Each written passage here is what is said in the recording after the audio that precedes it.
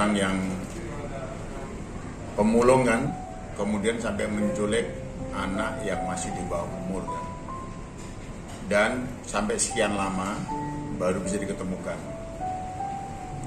Syukur alhamdulillah anak itu masih sehat. Kemudian juga saya baca berita masih ceria gitu.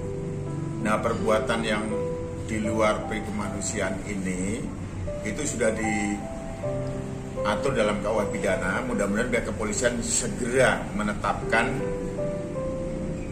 yang menculik itu sebagai tersangka. Karena saya melihat dari membaca berita dari rekan-rekan yang memberitakan saya, sebenarnya itu cukup bukti.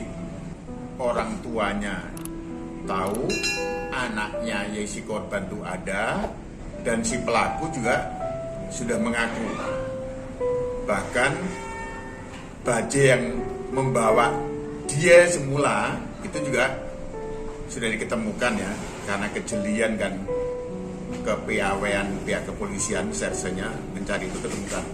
Itu bisa diancam dan pidana yang dengan ancaman hukumannya 9 tahun seperti ditentukan dalam pasal 330 ayat 2 KUH pidana. Nanti lainnya apa bisa ditambahkan sambil jalan prosesnya. Ini harus segera. Kemudian dari Bapak ditanyakan bahwa ternyata si penculik itu residivis. Nah, itu ancaman hukumnya di sisi hukum bisa ditambah sepertiganya. Ada nggak alasan pemberat lainnya? Itu tergantung daripada kepolisian sebagai penyidiknya nanti. Ada nggak alasan pemberat? Apakah cukup itu saja atau ada misalnya bahwa anak itu diperdagangkan misalnya?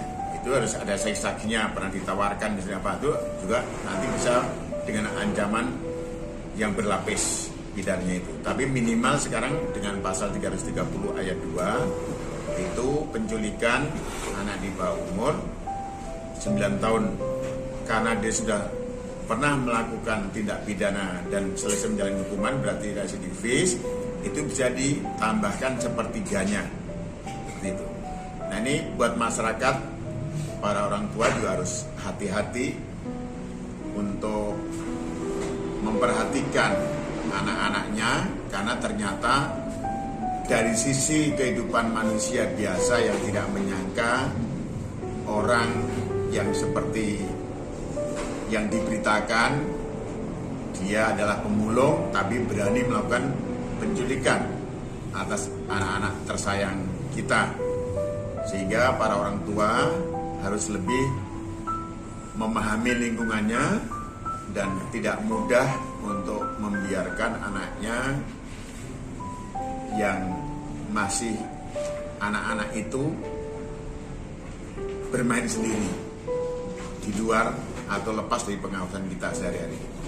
Ini nanti jika mudah-mudahan penyidikannya profesional, sehingga dari ganti-ganti nama itu seandainya ada surat-surat yang dipalsukan atau identitas dipalsukan, berarti bisa juga diancam tentang tindak pidana pemalsuan surat atau membuat surat palsu, atau paling tidak menggunakan surat palsu apabila nama-namanya itu ada dengan tanda bukti, misalnya apakah KTP ya, atau keterangan atau surat lainnya seperti itu, bisa diancam dengan tindak pidana seperti tadi saya kemukakan.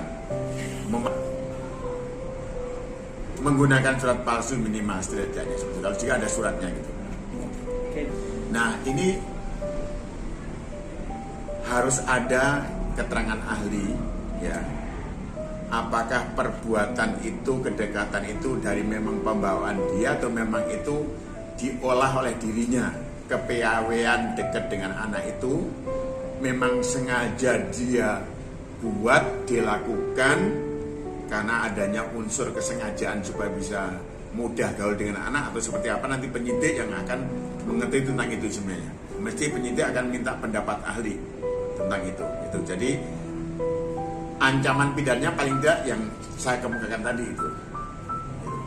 Ada pasal-pasal lainnya, asal penyidik secara cermat bisa menggali, mendalami dari tindak pidana yang dilakukan.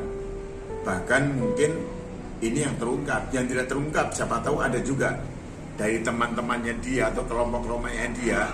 Ini yang terungkap sekarang yang anak yang dari Jalan Gunung Sari itu kan, siapa tahu selama ini juga ada anak-anak yang lain yang belum terungkap atau ada perbuatan lain. Ini kan anak siapa tahu yang lain ada ngambil barang orang dan sebagainya. Kita lihat aja bagaimana kepiawaian, keprofesionalannya daripada penyidik. Kita percayakan kepada kepolisian sebagai penyidik akan mampu mengungkap tindak pidana yang meresahkan masyarakat, khususnya para